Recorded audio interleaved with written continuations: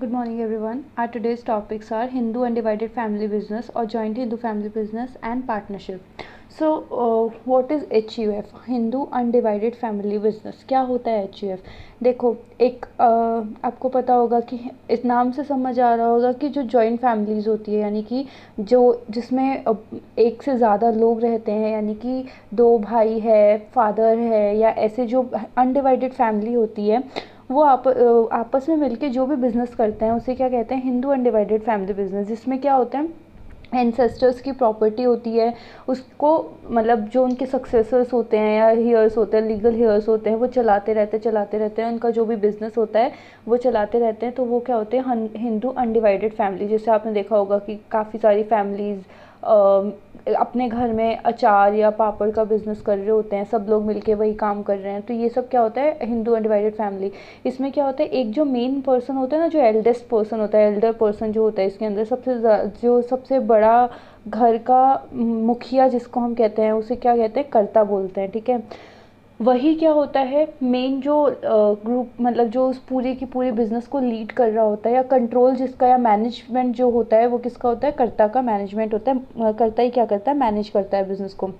इसके अंदर क्या होता है, जो भी हमें मतलब इसके अंदर रजिस्ट्रेशन वगैरह नहीं कराना पड़ता, बाय बर्थ हमें क्या मिल जाता है, इसके अंदर स्टेटस मिल जाता है एज अ मेंबर। जो भी जब उस हिंदू अनडिवाइडेड फैमिली के अंदर कोई भी पर्सन का बर्थ होता है, वो जो भी बच्चा जो होता है वो क्या होता है, जब भी होता है उसी टाइम से क्या बन जाता है, उस बिज़नेस का, उस अनडिवाइडेड फैमिली का एक मेंबर बन जाता है। और जो माइनर्स होते हैं यानी कि जो 18 ईयर्स से छोटे होते हैं वो लोग भी क्या होते हैं, उनको भी पूरे एक मेंबर होने का पूरा राइट है। ऐसा नहीं है कि भाई माइनर है तो उनको उनका हक नहीं है उस बिज़नेस पे, पूरा हक उनका भी होता है। ठीक है, ये क्या होता है, हिंदू लॉ के अंदर गवर्न किया जाता है। और जितने भी बाकी के मेंबर्स होते हैं ना कर्ता के अलावा, वो सबको हम क्या कहते हैं, को पार्टनर्स या को पार्टनर्स बोलते हैं। ठीक है, इसके अंदर क्या है, जो ये सिस्टम है ये क्या होता है, दो तरह की इसके अंदर गवर्निंग, मतलब एक तरह से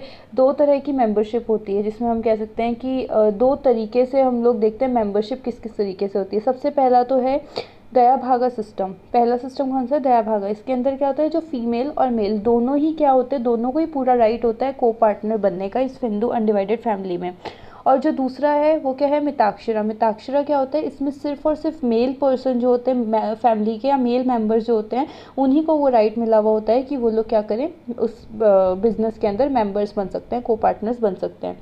देन क्या है, फीचर्स है। फीचर्स क्या है हिंदू अनडिवाइडेड फैमिली के, सबसे पहला है फॉर्मेशन। कैसे फॉर्मेट होता है, वही आपको बताया था कि हिंदू सक्सेशन एक्ट 1956 जो है वो इसको गवर्न करता है। ठीक है, उसके अंदर ये क्या होता है, रजिस्टर्ड होते हैं।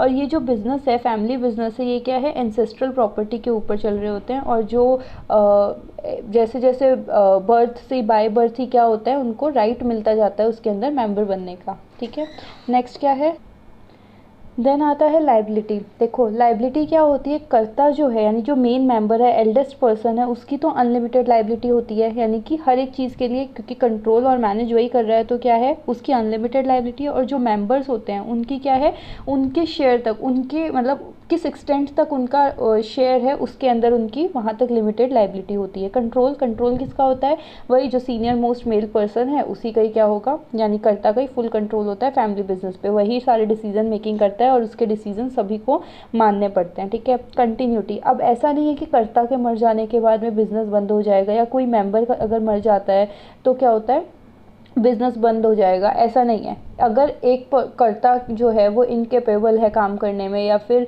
डेथ हो जाती है, तो क्या है, जो भी उसके बाद में जो भी सीनियर मोस्ट पर्सन होगा या एल्डेस्ट पर्सन होगा, वही क्या बन जाएगा, कर्ता बन जाएगा और बिजनेस कंटिन्यू रहेगा।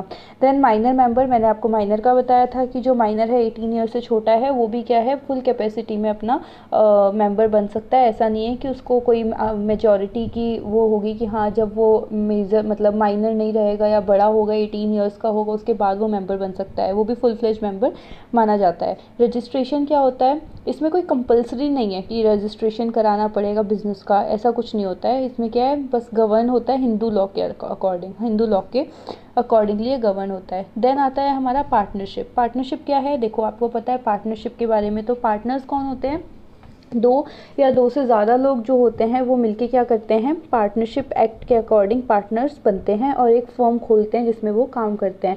इसके अंदर एक से ज़्यादा लोग चाहिए होते हैं, ठीक है, दो या दो से ज़्यादा लोग होते हैं, क्योंकि सिंगल पर्सन सोल प्रोप्राइटरशिप हो जाएगा।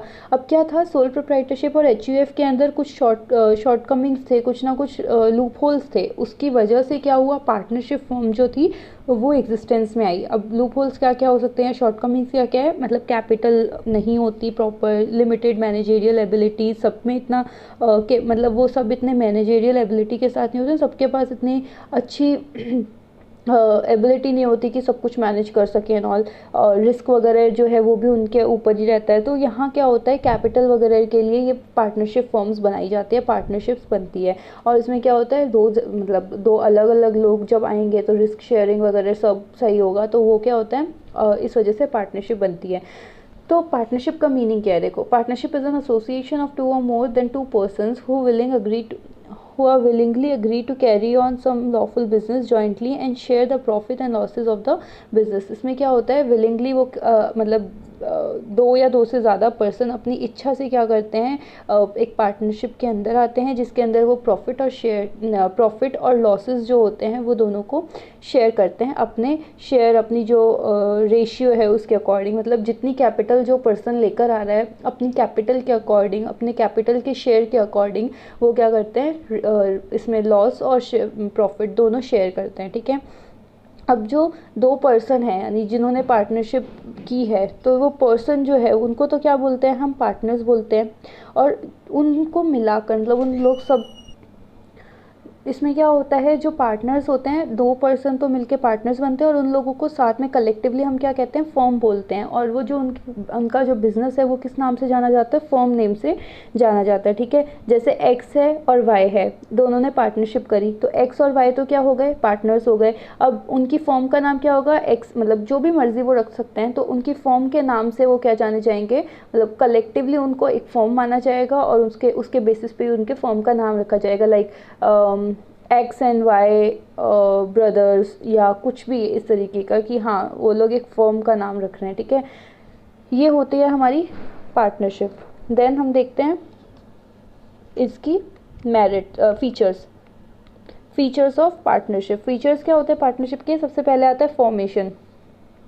अब पार्टनरशिप जो होती है वो इंडियन पार्टनरशिप एक्ट 1932 के अंदर बनी हुई होती है, मतलब कौन सा एक्ट ऐसा है जो इसको गवर्न करता है, इंडियन पार्टनरशिप एक्ट 1932, ठीक है। अब ये क्या होता है, एक लीगल एग्रीमेंट के थ्रू बनता है, लाइक दो पार्टनर्स है, दोनों ने क्या किया, आपस में डिसाइड कर लिया कि ठीक है हम लोग अब पार्टनर्स है।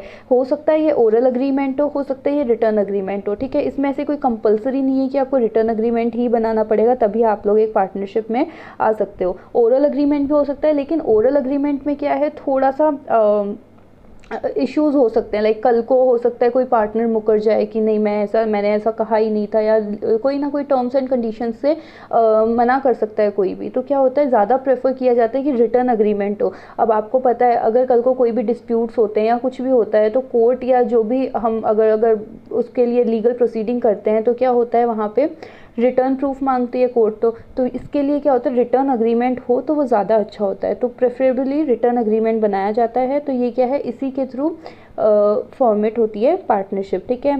देन इसके अंदर क्या होता है, सारी टर्म्स एंड कंडीशंस वगैरह रखी जाती है और प्रॉफिट वगैरह क्या ऑब्जेक्ट रहेगा ये सब लिखा जाता है। लाइबिलिटी क्या होती है, देखो पार्टनर्स की लाइबिलिटी अनलिमिटेड होती है, ठीक है। जो पार्टनरशिप फर्म है उसके अंदर जो पार्टनर्स है उनकी लाइबिलिटीज़ अनलिमिटेड होती है। कल को मान लो कि हो सकता है कि लॉस हो गया बिजनेस में, बिजनेस डेट्स बढ़ गए, तो जब ऐसी सिचुएशन आती है, ऐसी कंडीशन आती है, तो क्या होता है, अगर जो पार्टनरशिप फर्म के असेट्स है अगर वो सफिशिएंट नहीं है उस डेट को पूरा भर पाने में या फिर उस लॉस को कवर कर पाने में, बियर कर पाने में, तो जो पार्टनर्स होंगे अपने शेयर के एक्सटेंट तक क्या करेंगे, अपनी पर्सनल प्रॉपर्टी को बेचकर उस शेयर को पूरा करेंगे, ठीक है, उस लॉस को पूरा करेंगे, उस डेट को पूरा करेंगे। तो लाइबिलिटी क्या है, अनलिमिटेड होती है। Then risk bearing and sharing of profit, जिसका जितना शेयर है, जो जितनी कैपिटल लाया है, उसका जो रेशियो है, मतलब 2:1 हो सकता है, 1:1 से, यानी कि इक्वली डिस्ट्रीब्यूट करना है दोनों के बीच में, या हो सकता है किसी को 60% किसी को 70%, इस तरीके का ठीक है, 60-40 रेशियो हो गया, 70-30 का रेशियो हो गया, या 50-50 का, कोई भी ऐसा रेशियो में जो भी उन लोगों ने शेयर कैपिटल लेकर आए हैं, उस कैपिटल के रेशियो से क्या बना होता है इनका, कि कितना उसको रिस्क बेयर करना है और कितना प्रॉफिट जो होगा उसमें उसका हिस्सा होगा। यानी कि अगर कोई लॉस होता है तो वो उसी रेशियो में डिस्ट्रीब्यूट करेंगे आपस में, और अगर कोई प्रॉफिट होता है तो वो भी क्या करेंगे, उसी रेशियो में डिस्ट्रीब्यूट करेंगे। डिसीजन मेकिंग एंड कंट्रोल, देखो सारे पार्टनर्स एक्टिव पार्टनर्स होते हैं, तो सारे के सारे पार्टनर्स क्या होते हैं, डिसीजन मेकिंग करते हैं, और हर एक चीज़ जो होती है वो मतलब सारा कंट्रोल किसका होता है, पार्टनर्स का मिलके होता है। मान लो हो सकता है कल को नया बिजनेस, मतलब बिजनेस को एक्सटेंड करना है, तो सारे पार्टनर्स का डिसीजन ज़रूरी होता है, सारे पार्टनर्स मिलके क्या करते हैं, डिसाइड करते हैं। हो सकता है कल को किसी और पार्टनर को एडमिट करना है, न्यू पार्टनर एडमिशन होता है, जैसे नया पार्टनर अगर रखना चाहते हैं तो उसमें भी क्या है, पहले सारे पार्टनर से परमिशन लेनी पड़ती है, या उन लोगों का सबका क्यूमुलेटिव डिसीजन होता है, या हो सकता है कोई भी और ऐसी चीज़ हो जो कि पार्टनरशिप के अंदर होने वाली है, तो उसमें क्या है, कंसेंट लेनी पड़ती है हर एक पार्टनर की। तो डिसीजन मेकिंग सारे पार्टनर्स मिलकर करते हैं, कंट्रोल भी सारे पार्टनर्स का होता है। कंटिन्यूटी, देखो जनरली क्या है, दो पार्टनर्स है, दो में से एक मर गया तो पार्टनरशिप खत्म हो गई, ठीक है। तो अगर या दो से ज़्यादा पार्टनर्स है तो क्या होता है, वहाँ पे भी एक बार पार्टनरशिप खत्म हो जाती है, और बाकी के जो रिमेनिंग पार्टनर्स होते हैं वो चाहें तो कंटिन्यू कर सकते हैं उस चीज़ को एक नया एग्रीमेंट बनाकर, ठीक है। मान लो एक एक्स वाई और जेड थे, एक्स मर गया तो क्या हुआ, एक बार पार्टनरशिप खत्म हो गई, क्योंकि तीनों का रेशियो था 1:2:3 ऐसा कुछ भी, तो वहाँ पार्टनरशिप का एग्रीमेंट खत्म हो जाता है, वॉइड हो जाता है। उसके बाद क्या होता है, अगर चाहे तो वाई और जेड वापस से उसको पार्टनरशिप को कंटिन्यू कर सकते हैं एक नया एग्रीमेंट बना के, कि अब जो रेशियो होगा ये रहेगा, हमारे बीच में प्रॉफिट और लॉस ये शेयर होगा, ठीक है। और अगर मान लो एक्स और वाई ही पार्टनर है, एक्स मर गया तो क्या हो गया, अपने आप ही पार्टनरशिप खत्म हो गई, तो ये होता है कंटिन्यूटी। मेंबरशिप, मेंबरशिप क्या है, देखो मैक्सिमम 50% जो होते हैं वही एक मतलब पार्टनरशिप फर्म के अंदर मैक्सिमम 50 पार्टनर्स ही बन सकते हैं, और कम से कम 2 पार्टनर तो चाहिए होते हैं पार्टनरशिप के लिए। एक अकेला आदमी तो किससे पार्टनर बनेगा, सोल प्रोप्राइटर हो गया वो तो कम से कम 2 लोग चाहिए होते हैं, और मैक्सिमम 50% होते हैं। और कंपनीज एक्ट 2013 के अंदर क्या है, अगर एक एसोसिएशन के अंदर या पार्टनरशिप के अंदर पर्सन है तो वो 100 हो सकते हैं, मैक्सिमम 100 लोगों की लिमिट है कंपनीज एक्ट के अकॉर्डिंग, ठीक है। अलग अलग एक्ट्स अलग अलग तरह से गवर्न करते हैं। पार्टनरशिप एक्ट में बोलता है कि 50 मेंबर्स हो सकते हैं मैक्सिमम, लेकिन कंपनीज मिसलेनियस रूल्स के अकॉर्डिंग 50% जो है वो मैक्सिमम हो सकते हैं एक पार्टनरशिप फर्म के अंदर। लेकिन कंपनीज एक्ट 2013 की सेक्शन 464, ये इतना ध्यान रखने की ज़रूरत नहीं है, वो कहता है 100 जो मेंबर्स होते हैं, 100 पार्टनर्स हो सकते हैं एक एसोसिएशन या पार्टनरशिप के अंदर। नेक्स्ट है आपका म्यूचुअल एजेंसी। म्यूचुअल एजेंसी का क्या मतलब हुआ, देखो ध्यान से सुनना, ये नाम से नहीं समझ में आ रहा है इसलिए इसको देखो। एक पर्सन, अगर एजेंट जिसको हम कहते हैं, वो क्या होता है, पार्टनर्स के सारे पार्टनर्स के बिहाफ पे वो एक अकेला पर्सन भी काम कर सकता है। हो सकता है कि एक कंपनी है उसके अंदर 4 पार्टनर है, उन चारों में ही वो क्या है, अपना अलग काम भी कर रहे हैं, तो वो क्या करते हैं, एक एजेंट को अपॉइंट कर सकते हैं।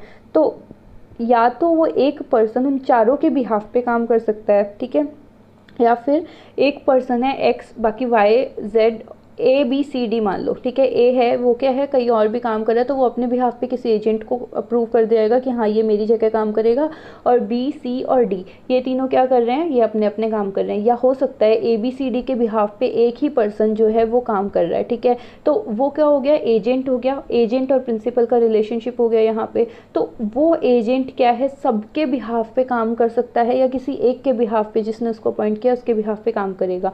तो अगर ऐसे केस में क्या होता है, जो एजेंट होता है वो उन सभी पार्टनर्स को जब रिप्रेजेंट करता है, तो उसके किए हुए हर काम किसके ऊपर भी बाइंड करेंगे, किसको बाइंड करेंगे, प्रिंसिपल को। यानी जो मेन पार्टनर्स है ना, एजेंट के काम की रिस्पॉन्सिबिलिटी उन सभी की भी होगी। अगर मान लो कल को एजेंट से कोई ऐसा काम होता है जिसमें उसके ऊपर मतलब लीगल लाइबिलिटीज़ आ जाती है, या कोई लीगल प्रोसीडिंग्स हो जाती है, कुछ भी है, तो वहाँ पे प्रिंसिपल यानी कि जो मेन पार्टनर्स थे ए बी सी डी, वो ये कह के पीछे नहीं हट सकते कि हमने ये नहीं किया है, उन्होंने एजेंट को अपॉइंट किया था, तो एजेंट ने अगर कुछ ऐसा काम किया है तो उस सब के लिए बाइंड, वो सब किसको बाइंड करता हुआ होगा, ए बी सी डी को, यानी मेन पार्टनर्स को, ठीक है। तो यही होती है म्यूचुअल एजेंसी रिलेशनशिप।